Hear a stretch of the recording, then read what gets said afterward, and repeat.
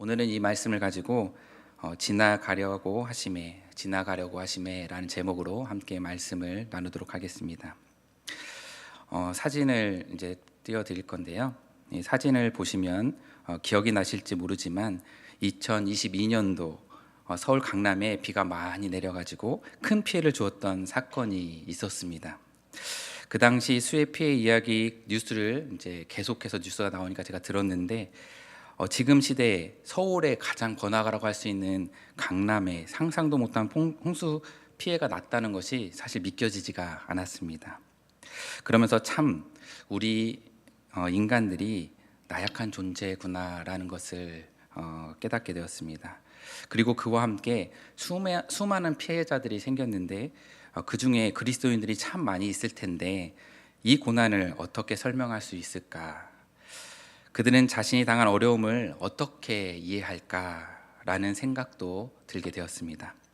그렇습니다. 우리들은 믿음 생활을 하면서 은연중에 축복이라는 말에 사로잡혀 살 때가 있습니다. 무슨 말이냐면 예수님을 믿으면 좋은 일이 생길 거야. 나에게 평탄한 일이 생길 거야. 세상에서 좀 더 잘 먹고 잘 살 수 있을 거야 라는 생각이 우리 가운데 있다는 거죠. 하지만 성경은 그렇게 이야기하지 않습니다. 세상을 살아가는 그리스도인들이 그런 삶을 살 것이라고 이야기하지 않습니다. 오늘 성경 말씀만 보더라도 그렇습니다. 예수님과 제자들은 떡 5개와 물고기 2마리로 5천 명을 먹이고 난 그 사건을 경험하고 나서 많이 지쳐 있었습니다.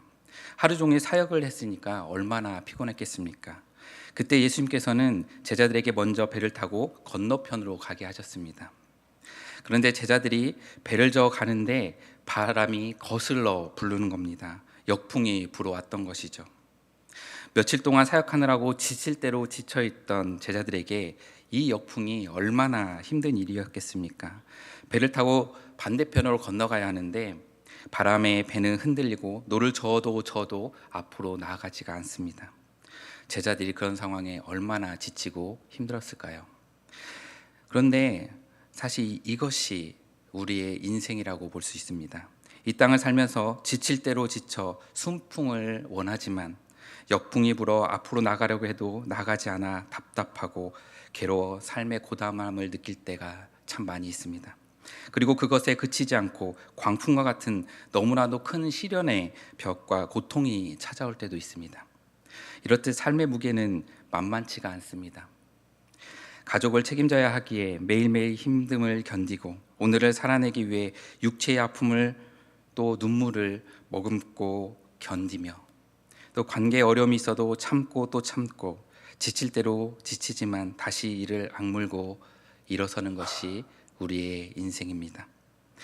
이렇듯 무거운 삶의 짐을 지고 하루하루 살아가고 있는데 불어오는 바람마저 거스르는 바람, 우리를 짓누르고 광풍으로 삶을 휘어져 버린다면 얼마나 힘이 들까요?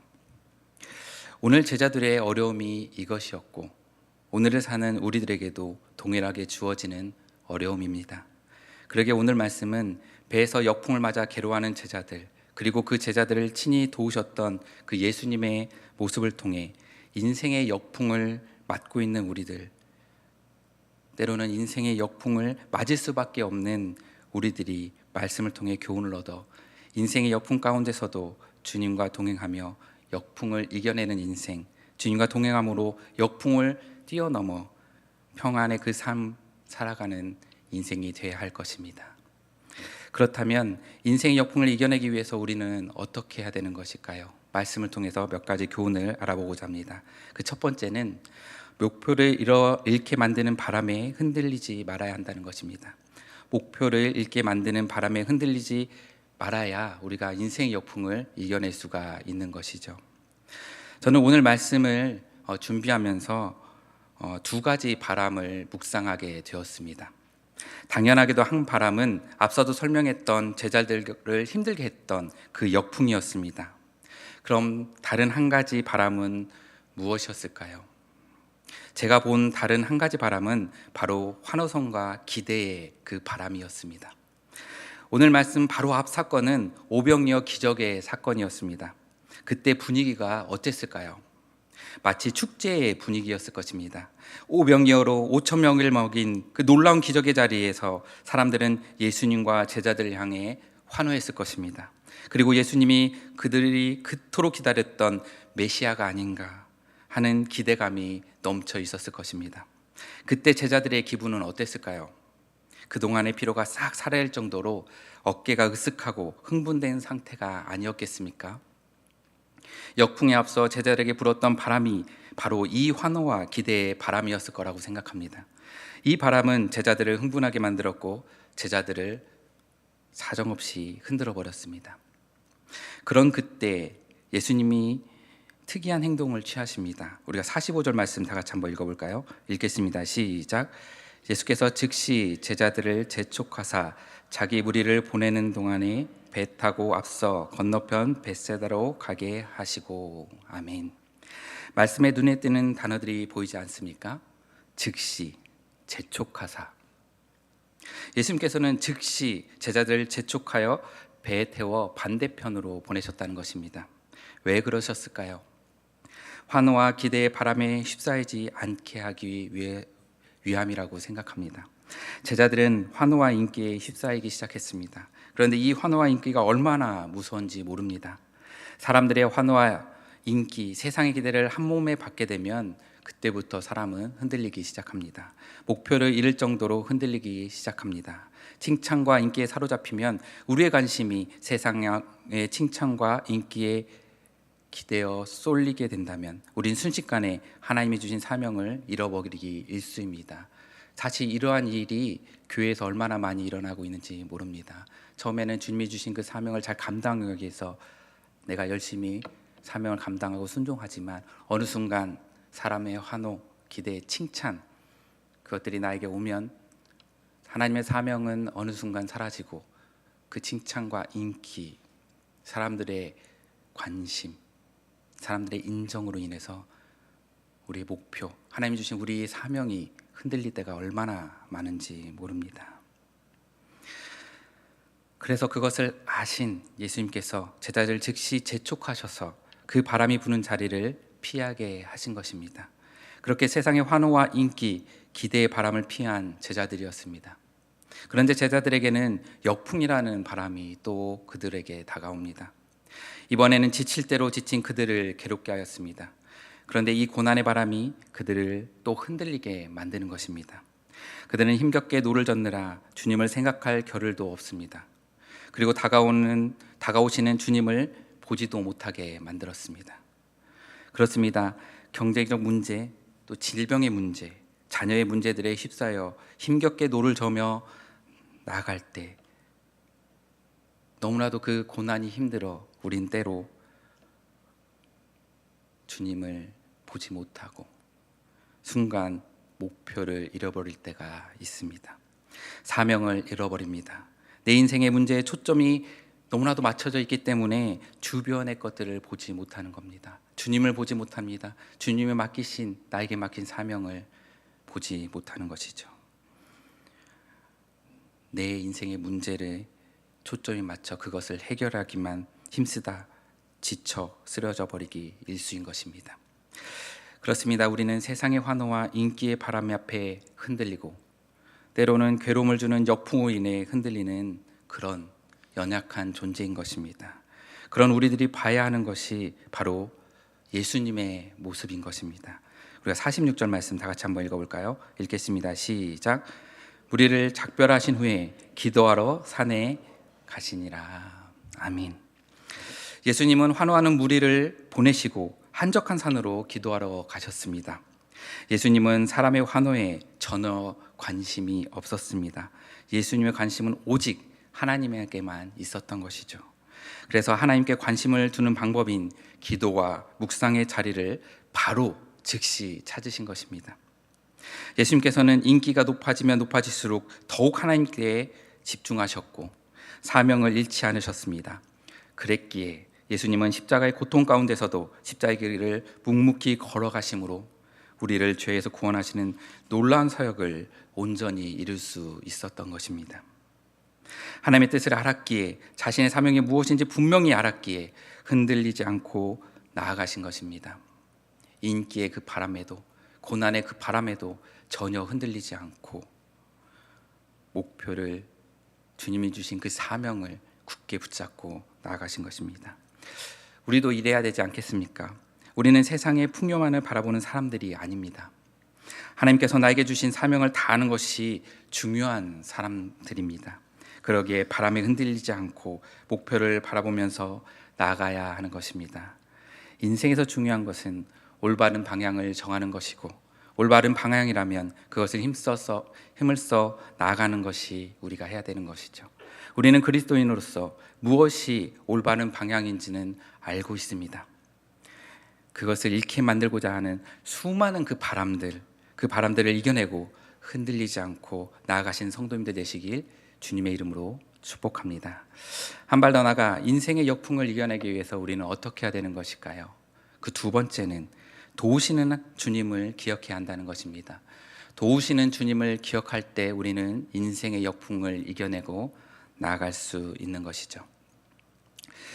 제자들은 저녁쯤 배를 타고 갔는데 역풍을 만나 새벽 늦게까지 도착지에 가지 못하고 괴로움을 겪고 있었다고 성경은 이야기해 주고 있습니다.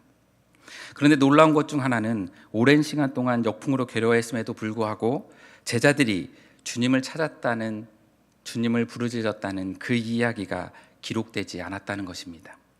예수님이 어떤 분이셨습니까? 광풍을 잠재우셨던 분이고 바로 전 5천 명을 오병이어로 먹이셨던 분이셨습니다. 그런데 제자들은 그 예수님을 찾지 않고 있었던 것입니다. 그런데 그런 제자들을 안타까워하시며 바라보시는 분이 계셨는데 그게 누구실까요? 바로 예수님이시죠. 우리가 48절 말씀 다 같이 한번 읽어볼까요? 읽겠습니다. 시작. 바람이 거스름으로 제자들이 힘겹게 노를 젓는 것을 보시고 밤 사경쯤에 바다 위로 걸어 그들에게 오사 지나가려고 하시매. 아멘. 예수님께서는 힘겹게 노젓는 제자들을 보고 계셨던 것입니다. 그리고 밤 사경, 즉 새벽 3시에서 6시경 제자들을 향해 바다 위로 걸어가십니다. 왜 바다 위로 걸어가셨을까요? 너무나도 당연하게 새벽에는 배가 없었기 때문에 그렇습니다. 배 노젓는 사람들이 다 퇴근했기 때문에 걸어가신 거죠. 그런데 여기서 우리가 좀 더 생각해 봐야 할 것이, 왜 예수님은 저녁 때부터 역풍을 맞아 힘들게 노를 젓고 있는 제자들에게 바로 가지 않고 한참이 지나셔야 가셨을까입니다. 그리고 또 하나, 왜 그들에게 오셨는데 지나가라고 하셨을까입니다. 우리는 고난이 있을 때 주님께서 즉시 해결해 주시길 원합니다. 그것이 도우시는 주님의 모습이라고 생각합니다. 그러나 우리의 생각과 주님의 생각은 조금 다릅니다. 우리가 어려움에 처해 있을 때 주님은 우리를 도우십니까? 네, 그렇습니다. 당연히 우리를 도우십니다. 이것이 성경에 일관된 내용입니다. 그런데 왜 종종 우리는 괴로움에 처해 있을 때 하나님의 도우시는 손길을 전혀 느끼지 못하는 것일까요? 아니, 왜 하나님은 우리가 괴로움을 당할 때 즉시 오지 않으시고 방관하는 것처럼 느껴지는 것일까요? 왜 우리의 옆을 지나가시는 것만 같을까요? 저는 주님의 마음이 자녀를 키우는 부모의 마음과 같기 때문이라고 생각합니다. 우리가 자녀를 키우면서 모든 것을 다 해주고자 하는 마음이 있습니다. 필요한 것을 채우고도 싶고 도와주고도 싶고, 그런데 우리는 늘 그렇게 하지는 않습니다. 자녀들이 어느 정도 크면 그가 스스로 할 수 있도록 때로 시간을 두며 자녀를 바라보는 것이 필요합니다. 제가 아이 셋을 키우면서 힘든 것이 참 많이 있는데 그 중에 하나가 어린이집을 보내는 겁니다. 보내보신 분은 아시겠지만 이제 어느 정도 커서 어린이집을 보내야 되는데, 처음에 어린이집을 보내면 어떻습니까? 애가 자지러지게 울잖아요. 가기 싫다고 울잖아요. 그리고 어린이집 갔다 와서도 울잖아요. 안 갈 거라고. 아침 일어나자마자 울잖아요. 나 어린이집 안 갈 거라고. 그런 걸 보면서 막 선생님 바지가랑 부르면서 울면서 가기 싫어요 하는 거 보면 마음이 찢어지잖아요. 쟤를 다시 데려가야 되나. 그런 생각이 수십 번 들기 시작하죠. 그것이 짧게는 2주, 길게는 한 달 넘게 가게 됩니다. 그런데 이런 때마다 아이들이 원하는 대로 그래 다시 집에 가자 이렇게 한다면 아이가 어린이집에 적응할 수 있을까요? 적응하지 못하고 성장하지 못할 것입니다. 마찬가지로 힘들어하고 있는 제자들을 보면서 주님도 마음이 참 아프셨겠지만 주님은 그들이 좀 더 성숙한 믿음을 가지길 원하셨습니다. 제자들은 지금까지 그래왔듯이 주님이 자신들의 괴로움을 친히 해결해 주시기를 바랬을 것입니다. 그리고 그런 바람은 우리들의 바람이기도 합니다.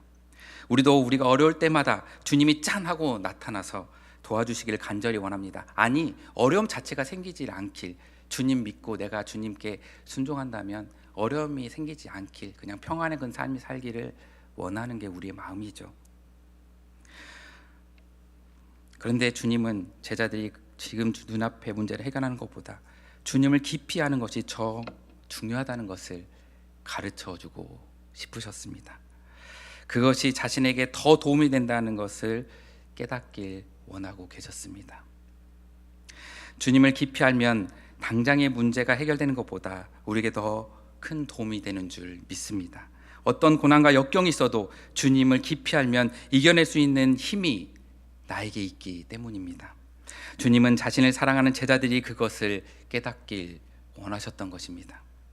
자녀에게 고기를 잡아주는 것보다 고기를 잡는 법을 가르쳐주는 것이 더 큰 도움인 것을 우리가 아는 것처럼 주님께서는 제자들이 주님을 깊이 아는 복이 더 중요하다는 것, 더 소중하다는 것, 그것을 가져야 된다는 것을 아셨기에 지나가려고 하신 것입니다.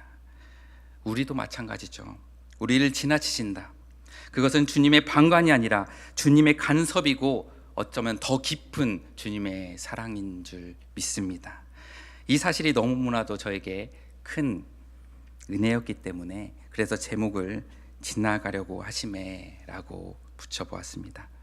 주님의 이 깊은 사랑, 주님의 도우심을 기억하는 사람이 인생의 역풍을 이겨낼 수 있는 것입니다. 인생의 역풍이 있을 때마다 그때마다 주님께서 바로바로 도와주시고 그 역풍이 있지 않게 피하게 하는 것이 진정한 도움이 아니라 내 믿음이 견고하여 내 상황이 어떠할 때도 주님을 깊이 사랑하고 주님과 깊이 교제하면서 어떤 어려운 가운데서도 주님만을 바라보면서 진정한 기쁨을 누리고 주님의 뜻을 찾는 그것이 더 성숙한 믿음이기에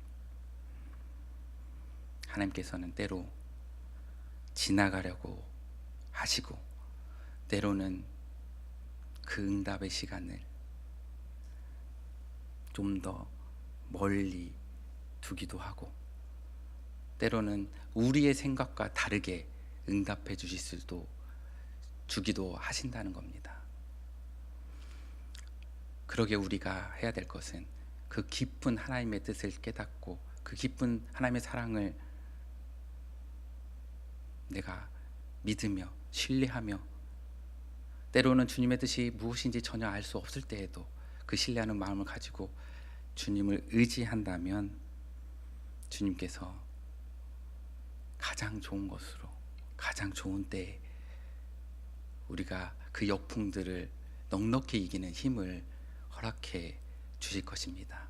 역풍이 오지 않는 것이 축복이 아니라 역풍 가운데서도 그 역풍을 넉넉히 이기는 힘을 얻는 것이 진정한 축복인 줄 믿습니다. 그런 힘이 여러분들에게 있길 주님의 이름으로 축복합니다.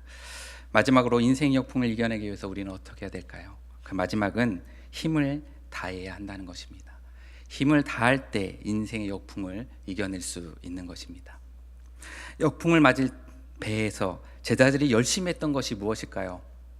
바로 힘을 다해 노를 젓는 것이었습니다. 그런데 그 결과는 어땠습니까? 2-3시간이면 충분히 건널 수 있는 곳을 밤새 머물러 있었다는 것입니다. 문제를 해결할 때 힘을 다하고 집중을 다해야 하는 것이 맞습니다. 그런데 힘을 다하는 것보다 더 중요한 것이 무엇이겠습니까? 무엇에 힘을 다하는가입니다. 제자들은 세상의 방법에 힘을 다했던 거죠. 하지만 주님이 원하시는 것은 그것이 아니었습니다. 주님이 원하시는 것은 하나님을 바라보는 것, 누가 진짜 구원자인지를 깨닫고 그것에 힘을 다하는 것, 그것을 주님께서 원하고 계셨던 것입니다. 그래서 제자들을 향해 오시면서 지나치려고 하셨습니다. 무리를 걸어오시는 것이 누구인지 깨닫기를 원했던 것입니다. 그리고 예수님을 유령이라고 착각하고 두려워 떨고 있는 제자들에게 다가가서 이렇게 이야기하시죠. 우리가 50절 말씀 다 같이 한번 읽어볼까요? 읽겠습니다. 시작. 그들이 다 예수를 보고 놀람이라. 이에 예수께서 곧 그들에게 말씀하여 이르시되 안심하라. 내니 두려워하지 말라 하시고. 아멘. 내니 두려워하지 말라. 여기서 내니는 헬라어로 에고 에이미입니다. 이것은 나는 스스로 있는 자다는 뜻으로 구약 시대의 모세에게 하나님께서 최초로 자신의 이름을 가르쳐 줬을 때 하셨던 말씀이 에고 에이미입니다. 즉 예수님은 이렇게 이야기하고 계신 겁니다. 내가 무리를 걷는 것을 보고도 모르겠어? 내가 바로 이 땅을 지은 하나님이야. 너를 사랑하는 하나님이야. 너를 구원할 수 있는 하나님이야. 그러니 두려워하지 마. 어렵다고 낙심하지 마. 내가 역풍을 멈추지 않았던 것은, 너를 지나려고 했던 것은 다 너를 가장 좋은 길로 인도하기 위함이야. 그러니 나를 바라봐. 너의 구원자인 나를 바라봐 라고 이야기하시는 것입니다. 사랑하는 성도 여러분, 믿음은요 어찌 보면 간단합니다. 흔들리지 않고 굳건히 주님을 바라보는 것입니다. 그래서 삶의 풍랑과 어려움의 문제는 내가 처한 환경의 문제가 아니라 주님을 향한 신뢰의 문제인 것입니다. 예수님만 오시면 풍랑은 문제가 없습니다. 시험도 큰 어려움이 아닙니다. 오늘 본문에는 없지만 병행 구절인 마태복음 14장을 보면 베드로가 무리를 걷는 장면이 나옵니다. 베드로가 주님의 말씀을 듣고 예수님께 청하죠. 주님이시거든 나를 명하사 물 위로 오라 하소서. 그래서 주님이 오라 하시고 베드로는 물 위를 걷게 됩니다. 그런데 물 위를 잘 걷다가 바람을 보고 무서워 빠져버리게 되죠. 여기서 두 명의 베드로가 나오죠. 두 명. 물 위를 걷는 베드로와 물에 빠지는 베드로. 누가 진짜 베드로입니까? 누가 진짜 베드로일까요?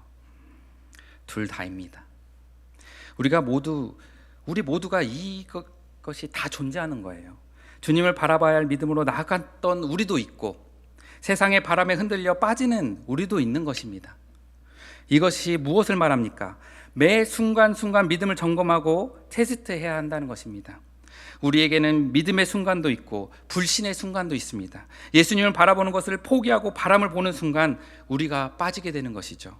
바알과 아세라 제사장 850명을 처단했던 그 대단한 엘리야도 이세벨이 자신을 죽일 것이라는 이야기에 두려워 떨며 노뎀나무 아래서 죽여달라고 이야기합니다. 이것이 우리의 모습입니다. 믿음은 순간의 문제입니다. 내가 주님을 만나고 주님을 영접했다. 그 순간만 그 믿음이 지속되는 것이 아니고 믿음은 순간순간의 문제입니다. 주님을 바라보지 않으면 흔들리는 것입니다. 내 믿는 사람 중에 예전에 나는 이런 믿음이었어. 그 예전에 그 믿음 붙잡고 사는 사람이 얼마나 많이 있습니까? 믿음은 예전의 믿음으로 살아가는 것이 아닙니다. 유통기간이 그렇게 길지 않아요, 믿음이. 그러기에 매일매일 믿음을 지키기 위해 힘을 다해야 한다는 것입니다. 둔하지 않기 위해 힘을 다해야 합니다. 제자들이 둔하여 주님을 제대로 보지 못했다고 성경이 기록되어 있습니다. 우리의 마음이 둔해지면 흔들리는 것입니다. 봐야 할 것을 제대로 보지 못하는 것입니다. 그래서 우리 마음이 둔해지지 않기 위해 말씀 듣기를 힘쓰고 기도하기를 힘쓰고 주님 바라보기를 힘써야 합니다.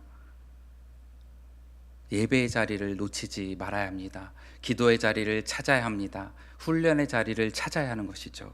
언제까지요? 우리가 주님 곁에 갈 때까지요. 지금의 믿음이 쭉 나의 삶에 지속되는 것이 아닙니다. 순간순간의 믿음인 것이죠. 우리가 그러기에 말씀 듣기에 힘쓰고 기도의 자리에 힘쓰고 예배 자리에 힘쓴다면, 그럴 때 주님의 음성, 능력 있는 주님의 음성을 듣고 어떤 역풍이 있더라도 그 가운데 평안함을 누릴 수 있고, 어떤 고난의 때에도 주님의 뜻을 깨달으며 넉넉히 이길 수 있는 그 힘을 얻고 나갈 수 있을 것입니다. 제가 마지막 예언하고 말씀을 마치겠습니다. 제가 저번 주에 내세울 건 얼굴밖에 없다고 그러니까 그 파장이 너무나도 커가지고 네, 사실 제가 이렇게 부친하게 생겼지만 오늘도 좀 이렇게 해야 되겠네. 제가 이렇게 부친하게 생겼지만 제 이제 고향이 진짜 충청도 시골 촌이었습니다. 그리고 집이 굉장히 가난한 집에서 살았어요. 지금까지 저는 그러니까 제가 결혼하고 지금은 이제 좀 아파트에 살지만, 결혼하기 전까지 제가 제 방을 한 번도 가다 본 적이 없었어요.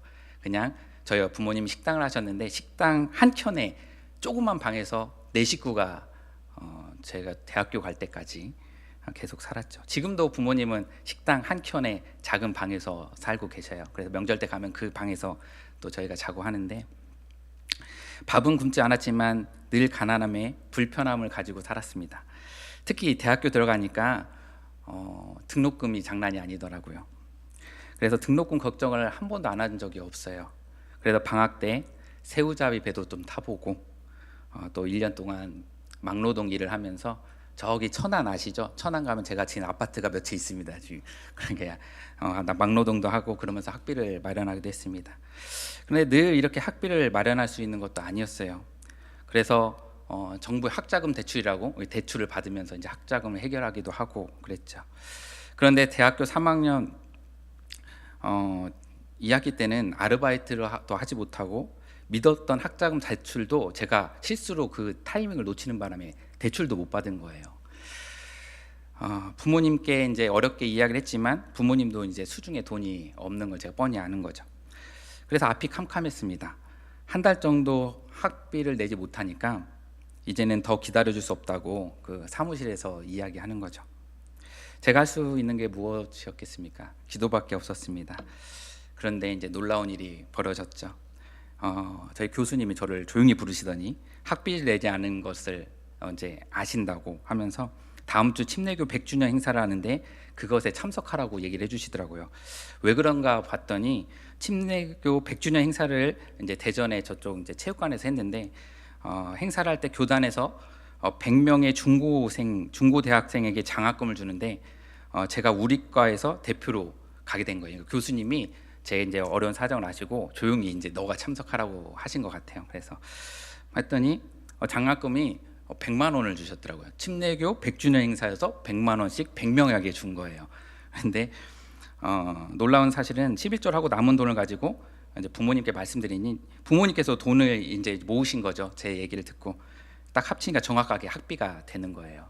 그때 당시는 한 200만 원 언저리 학비가 됐었으니까. 제 인생에 이제 역풍들이죠. 그게 어떻게 보면 학비를 마련하는 게 어렸을 적에 이제 맞은 역풍인데, 기도하니까 이렇게 하나님께서 그 역풍을 이겨내게끔 해주시더라고요. 저는 그 하나님의 일하심에 감사하며 감사 기도를 드렸죠. 제가 이 간증을 하는 거는 요 위는 아무것도 아니고 이 얘기를 하려고 한 거 아니에요. 그랬는데 그것으로 끝났어야 되는데, 감사하는 것으로 끝났어야 되는데 제가 다음 학기 때는 어떻게 했을까요? 늦지 않게 학자금 대출 신청을 빨리 해버린 거예요. 너무 힘들었다. 제가 무엇을 얘기하고 싶냐면, 하나님의 도우심을 경험했어도 여전히 하나님의 일하심을 제한하고 내 생각으로 다음엔 절대 이 학자금 때문에 이렇게 어려움을 겪지 않아야겠다는 생각이 저한테 먼저 들어오더라고요. 인생의 역풍에서 하나님의 도우심을 경험했고 하나님이 살아계심을 경험했는데 그 감사와 감격, 그 믿음이, 신뢰함이 정말 몇 달 안 가더라고요. 그 다음에 바로 드는 생각, 인간의 생각으로 어떻게 그 문제를 해결할까에 대해 집중하는 제 모습, 그것이 묵상이 되더라고요. 하나님의 도우심을 경험했으면서도 여전히 하나님의 일하심을 제한하고 있던 저희 모습 너무나도 부끄럽기만 합니다. 하지만 사실 이런 모습이 저희들의 모습 아닙니까? 그 모습을 아셨기에 하나님께서는 날마다의 역풍에 바로바로 도와주시는 것보다 때로는 지나가시기도 하시고 기다리기도 하시면서 우리가 더욱더 하나님을 의지하고 신뢰하기를 바라고 계신 것입니다. 지금 인생의 역풍을 맞고 계신다면 그 역풍을 어떻게 해결할까, 내 생각, 내 고민, 그리고 주님 빨리 그 역풍 해결해 주세요에 초점을 맞추는 저희가 되는 것이 아니라 오히려 인생의 역풍의 그 과정에서 주님을 더욱더 바라보는 저와 우리 성도님 되시길 주님의 이름으로 축복합니다.